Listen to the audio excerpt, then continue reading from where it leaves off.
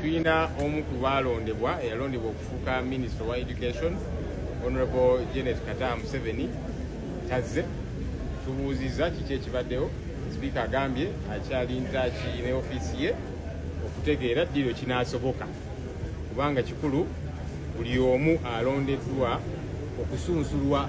Tumubuuza ebibuuzo naddala kati ababadde mu doketi ezimu obadde ogitambuza otya, ffe tulina okwemulugunya ku kino ne ku kino naki, ebibuuzo generally omuntu tannakubibwako kalulu. So tulindiridde di kakiba kitegeeza tayinza kulayira kuba birayiro nga minisita nga tannayita mu kasengejja ng'amaze okukakasa ku Parliament olunaku olw'ejjo nti Mama Janet Kataha Museveni mukyala w'omukulembeze w'eggwanga yabadde talabiseeko mu vetting process ey'okubeera nga bagenda maaso n'okusunsulamu abo President Yoweri Kaguta Museveni be yagenze maaso n'okuba nga alonda, okuba nga bamuyambako nga baministers oba abanaagenda maaso n'okuba nga bafuga naye mu kisanja kya 2026 paka 2031.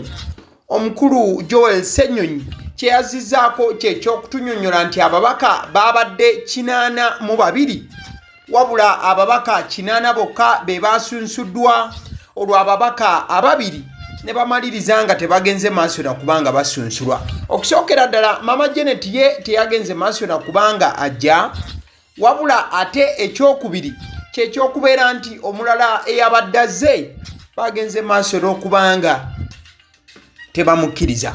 Okusinziira ku Joel Ssenyonyi bwayongera okubanga alambulula ensonga eyaviiriddeko bino byonna okubaawo. Nga bwe tuze tubyogera issues ez'enjawulo kati ng'ez'amawanga kubanga ekyo etteeka liri clear. Abamu nga tugamba nedda omuntu alina okusalawo. Etteeka bwe liba ligamba nti toyinza kubeera minisita ng'olina obutuuze obw'amawanga abiri. Katugamba lekulira obutuuze obumu osigale ng'oli munnayuganda kuba kati eryo tteeka tuyinza kumenya tteeka ate tuyinza gamba nti katugende tulikyuse just olwokuba tulina abantu betutagetinga. So nga tugamba omuntu aweebwa omukisa oba asobola okulekulira obutuuze n'arenouncing obutuuze obw'eggwanga erimu oba amawanga amalala, tubeere sure nti kakati ono munnayuganda pure nti loyalty ye eri Uganda neera okugoberera etteeka. Kakati ebyo tukyabirindiridde okulaba bigenda okutamba. Nsonga eyabadde esinga okuba nga esimbiddwako essira era omuntu eyabadde asinga okuba nga ayogerwako mu kadde kano teyabadde mulala y'omu ku bakulembeze ba ssettendekero eya Victoria University, omukulu amanyiddwa nga Dr. Lawrence Muganga. Era ono bwe yabadde ku Parliament yayongedde okuba nga annyonnyola n'agamba nti newankubadde abantu batera okuba nga batabula omuntu okubeera ow'e Rwanda oba okubeera omunyarwanda, kino yakirambuludde bulungi kisobole okuba nga tekitabula bantu naddala mu kubbinkana kwe okw'okubeera nti afuuka minisita mu gavumenti ya Uganda. I'm not a Rwandese. Waliwo enjawulo yawula a Rwandese and a Munyarwanda. Munyarwanda here. Awo nno Dr. Lawrence Muganga yabadde yanukula abo bonna abazze bakimuteekako nti ye Munyarwanda oba musajja aviira ddala Rwanda oba wa butuuze bw'e Rwanda, olw'ensonga nti ssemateeka singa aba akinoonyereza n'akisanga yabadde si wakufuna bwa minisita, kati bwe yatuuse ekyo yakirambuludde mu straight oba mu bwangu. Wabula gye byakkidde ng'akakiiko ka Parliament oba gy'oyinza okuyita Parliament Appointments Committee nga tegenze maaso na kubanga emuyisaamu era yamugobye ku lw'ekifo ky'obwa minisita ekibadde kyamuweebwa President Yoweri Kaguta Museveni ng'ono abadde yamuwa ekifo kya Minister for Internal Affairs. Ministry eyo bamugambye nti nedda naye ng'ezimu ku nsonga ze basimbyeko essira ze z'okubeera nti omukulu alina obutuuze obusukka amawanga abiri oba alina obutuuze obusukka ku bwa Uganda, nti alina obutuuze bw'e Canada ate alina n'obutuuze bwa Uganda, wabula ng'ate waliwo n'ababadde babiisa mu by'empulubujju nti n'obutuuze bwa Rwanda nabwo akyabulina.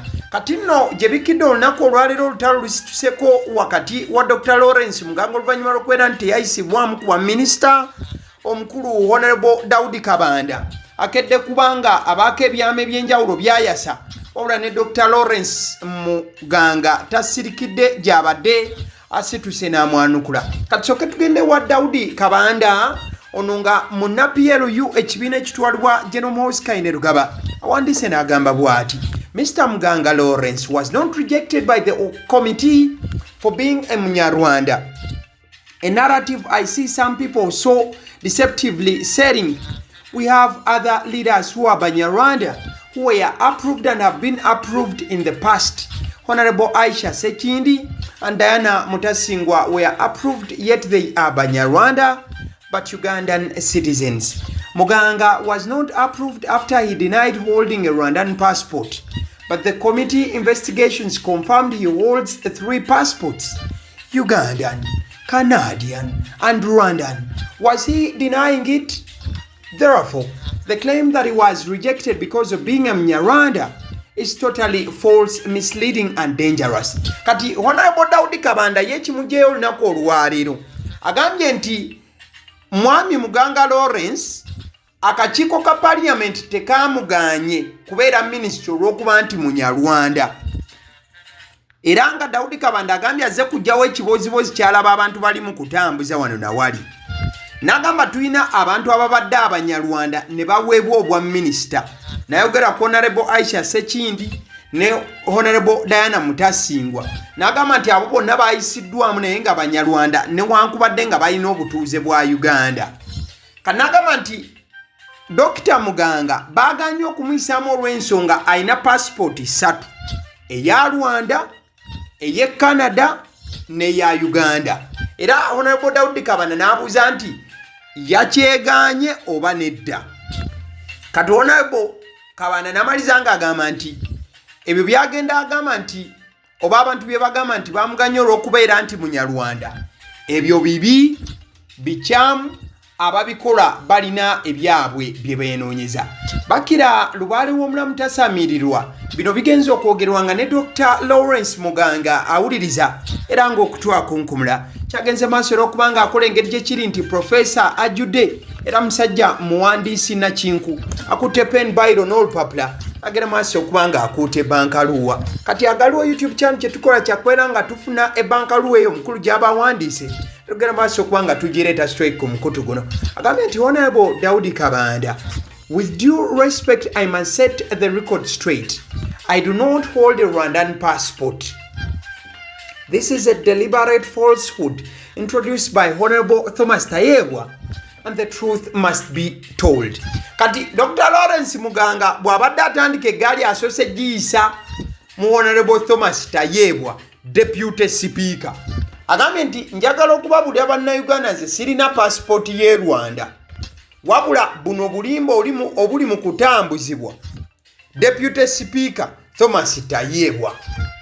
Amazima kanveyo ng'ogere bannayuganda mugamanye. We have it on record, Honorable Thomas Tayebwa's own words. In every vetting session we have to fail someone, and this time it had to be you, Dr. Muganga. Read that again. This rejection was decided before the process even began. It was never about passports, qualifications, or integrity. It was personal, it was calculated, it was discriminatory, and in due course we shall release the audio that proves it. Stay tuned. Uliriza mkwano gwange. Dr. Lawrence Muganga avuddeyo n'agamba nti alina akatambi nga Honorable Thomas Tayebwa amugamba nti buli lusunsula lw'aba minisita olubaawo tulina okubaako omuntu gwe tulemesa okufuuka minisita. Era omulundi guno Dr. Muganga yeggwe gwe tugenda okulemesa. Kati Dr. Muganga agamba nti ebigambo ebyo byamugambiddwa Honorable Thomas Tayebwa era nti abirina ku katambi. Bannange wuliriza gye tulaga nga walabika si walungi. Honorable Kabanda, what I experienced in that committee was not parliamentary oversight. It was hatred, it was discrimination, it was directed at me simply because I'm a Mnyarwanda. Nti Dr. Honorable Kabanda, ekyabadde mu committee ya Parliament tebwabadde bukyayi, tebwabadde Parliament kukola mulimu gwabyo, wabula bwabadde bukyayi, kwabadde kunsosola ne bansosola mu ggwanga olw'okuba ndi munyarwanda. Bino byonna biwandiikiddwa Professor Lawrence Muganga. Let me be clear. We Banyarwanda are Ugandans. We were born here. We pay taxes here. We build institutions here. We have given our lives to serve this nation. I personally have spent decades working tirelessly for Uganda, conducting thousands of interviews, engaging with thousands of people, sitting in hundreds of boardroom meetings across 56 countries. In all those years and in all those rooms, I have never once encountered the kind of hostility that Honorable Tayebwa directed at me. Not once. And to this day, I cannot understand the depth of hatred he carries toward Banyarwanda. I do not have to take my word for it. Ask the other members of the appointment committee, including those from the opposition side. They were there. They witnessed it. Nagamba nti kambeere kirya bannange mbanyonnyole. Ffe Abanyarwanda tuli bannayuganda. Twazaalibwa wano, tusasula emisolo, tuzimbye ebintu ebyenjawulo era obulamu bwaffe tubuwaddeyo ku lw'eggwanga lino. Dr. Lawrence Muganga n'agamba nti atambudde ensi n'ensi, akoze interviews ez'enjawulo, atambudde amawanga agawerera ddala 56, wabula tafunangako bukyayi bwamulagiddwa Honorable Thomas Tayebwa. N'agamba nti we muba muwakana mubuuze n'aba member of parliament ab'opposition ababaddewo mu kakiiko ka PAC oba Parliamentary committee eyo eya Parliamentary Appointments Committee. N'agamba bonna baalabye Honorable Thomas Tayebwa oyo yantaddeko embeerera n'ankola ekintu kye ndifa seerabidde. So I ask one simple question. What is Honorable Tayebwa so afraid of? What remains hidden that my presence at Internal Affairs would threaten to uncover? N'agamba nti kati njagala okubuuza bannayuganda ekibuuzo kimu. Honorable Thomas Tayebwa kiki kyatya ennyo? Kiki ekyo kye baakweka ku Internal Affairs kyali mu kutya nti bwe naafuuka minisita njagenda nkisumulwa enkisaabukulula enkijjeyo? Uganda belongs to all its citizens equally. Banyarwanda included, we are not second-class citizens. We will not be treated as such. This selective and discriminatory application of the law must be called out loudly and it must stop. The law is not a weapon to be aimed at one community of our own people. We are Ugandan. We belong here and we will not be silenced. Equality for all. Banyarwanda are Ugandan. Bigambo biwandikiddwa Dr. Lawrence Muganga. Nagamba nti Uganda y'abatuuze bonna nga n'Abanyarwanda mu batwalidde. Tetuli bantu bogamba nti just bakiyita mu lujja era tetujja kutwalibwa tutyo. Buno obusosoze n'enkozesa y'amateeka nga mulinamu engeri gye musosola abantu bulina okubanga ng'obanga mukozesa amateeka okusosola abantu bulina okubanga buyimirira. Etteeka terina kuba kyakulwanyisa kye mukozesa okubeera nga ate lirwanyisa abantu baalyo.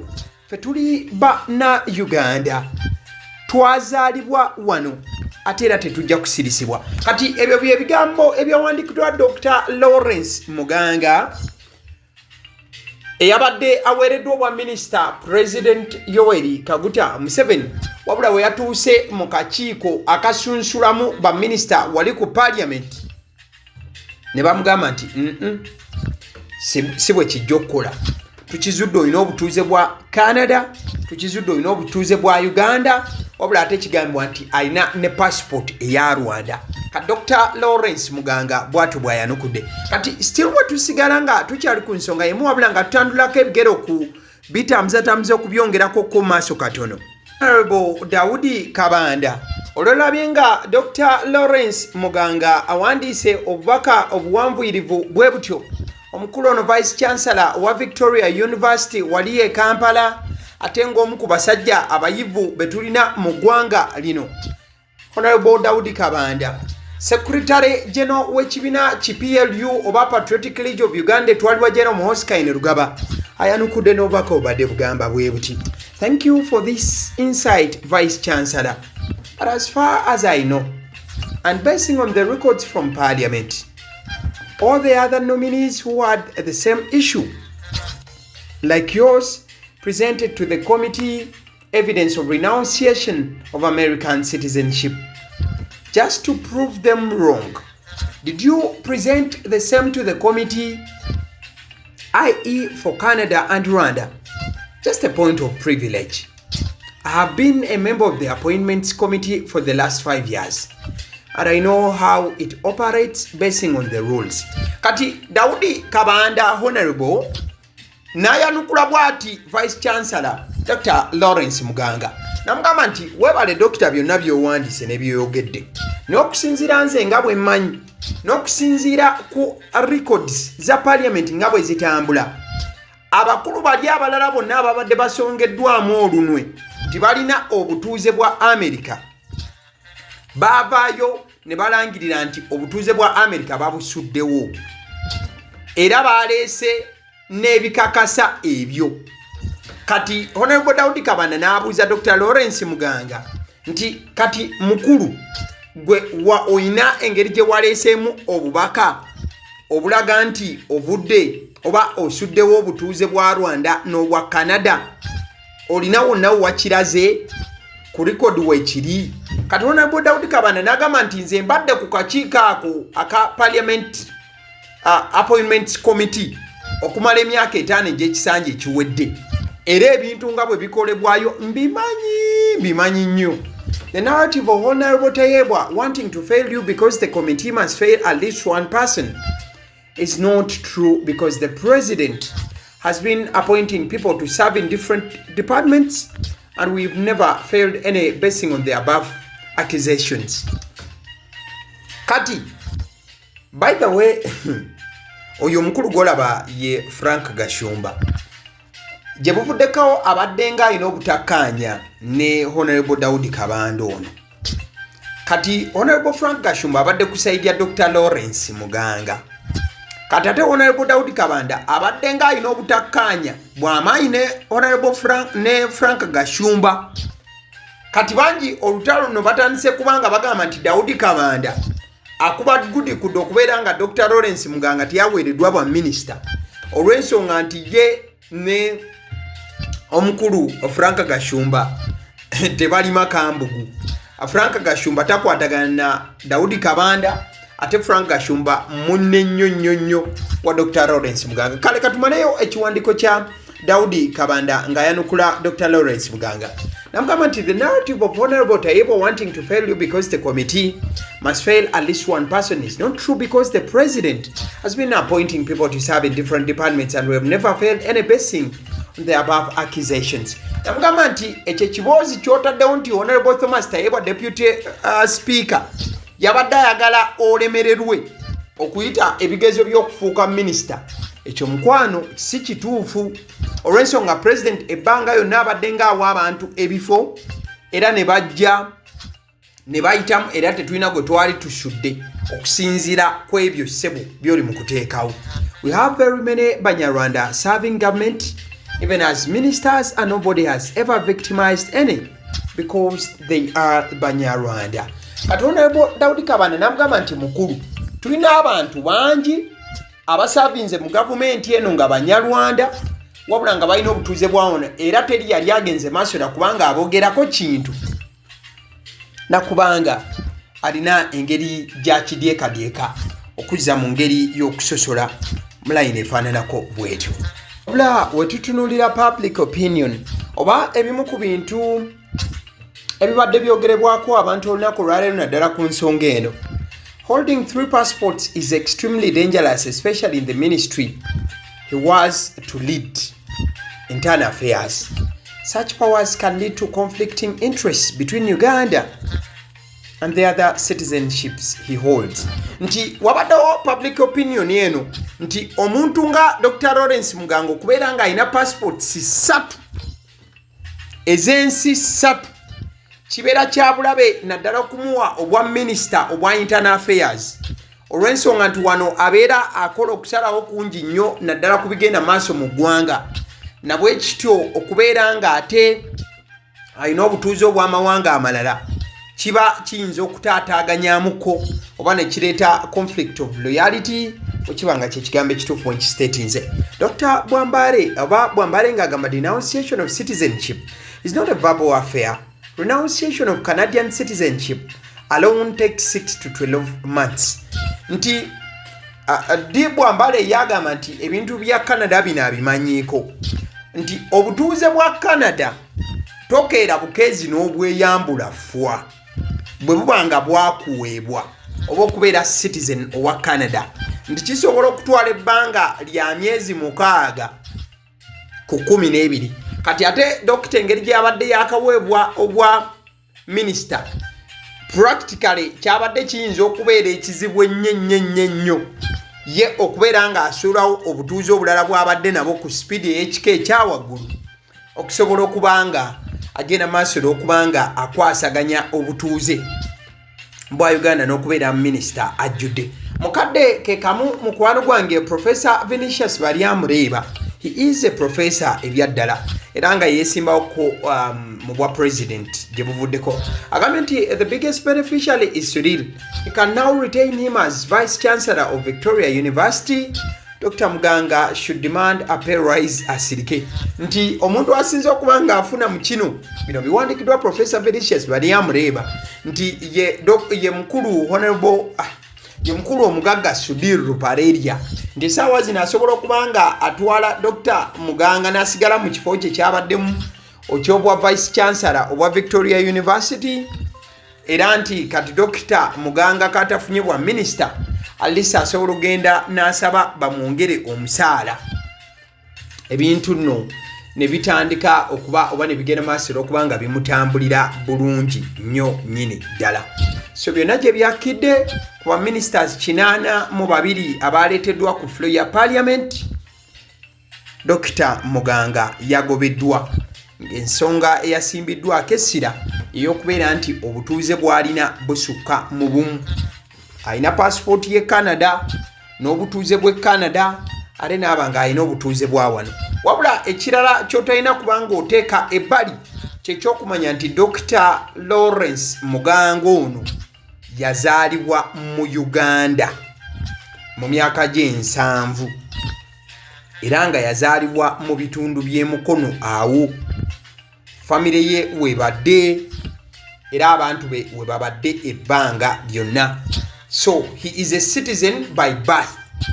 Mu buzaali newankubadde nti alina omusaayi gw'e Rwanda but obutuuze bwe sina bwa buwandiise butuuze bwe obwa Uganda butuuze bwa buzaaliranwa ddala. Ababadde beebuuza nti obutuuze bwa dokita buli butya yazaalibwa wano mu Uganda kiba kimutwalira ddala okubeera omutuuze ajjudde. Wabula obwa minisita tokkirizibwa kubuweebwa singa oba olina obutuuze obusukka ku bwa Uganda ng'olina obwensi endala yonna. Tokkirizibwa kuweebwa bwa minisita, prime minister, vice president, president, ebifo ebyo ebisinga okubeera eby'amaanyi mu ggwanga nyaffe Uganda. Ale nzikiriza nkutegeze ku bannaffe aba Honeybites bagamba nti bo omulimu gwe bakola gwa kukolera byakulya eby'abaana abadda ku masomero. Bwe tugamba abaana abadda ku masomero saabo bokka abadda ku masomero wabula n'ababeera ewaka balina package ey'ebyokulya eby'abaana mu line efaananako bwetyo. Gwe bakubire bukubizo bagambe njagala package y'ebyokulya by'abaana abali ku masomero oba abaana abalya ebyokulya. Balina ebyokulya yogera ku daddies, yogera ku binyeebwa, amawogola, yogera ku bagiya, yogera ku cupcakes, yogera ku donuts. Osobola okubafuna ku 0709 78 75 08. Ate era mukadde ke kamu bw'oba oyagala ku pizza size yonna era namba y'emu. Ate era mukadde ke kamu bakola ne cake eza buli mukolo babayita aba Honeybites. Njagala n'okutegeeza ku bannaffe aba Alson Painters UG bano basiizi ba langi era nga balina obukugu mu kusiiga langi era bamanyi ne langi ki egenda ku kizimbe kyo era mu ruumu ki.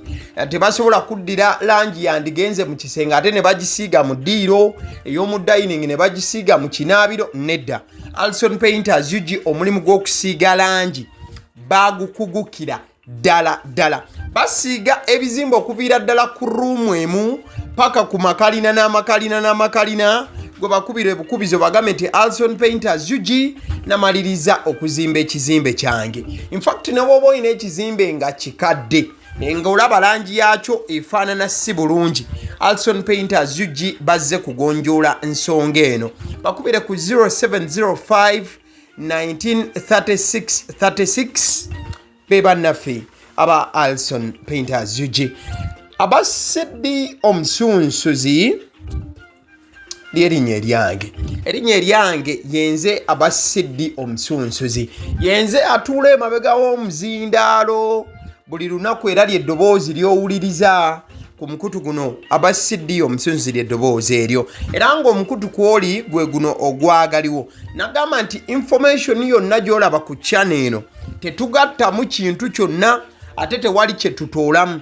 Information nga bw'eba eyingiddewo ffe bwe tugikwata ne tugikuwa. Kati gwe omulabi n'osalawo ki eky'okukozesa information eyo. Kati ky'ogenda okukola mukwano gwange bw'oba omaliriza okulaba vidiyo eno, likinga, commentinga ki ky'olowooza, mukadde ke kamu subscribinga bw'oba nga omukutu guno oli mupya, ate era mukadde ke kamu sharingira mikwano gyo girabe vidiyo eno ate ne videos endala ku mukutu guno. Agaliwo YouTube channel, mwebale kutulaba.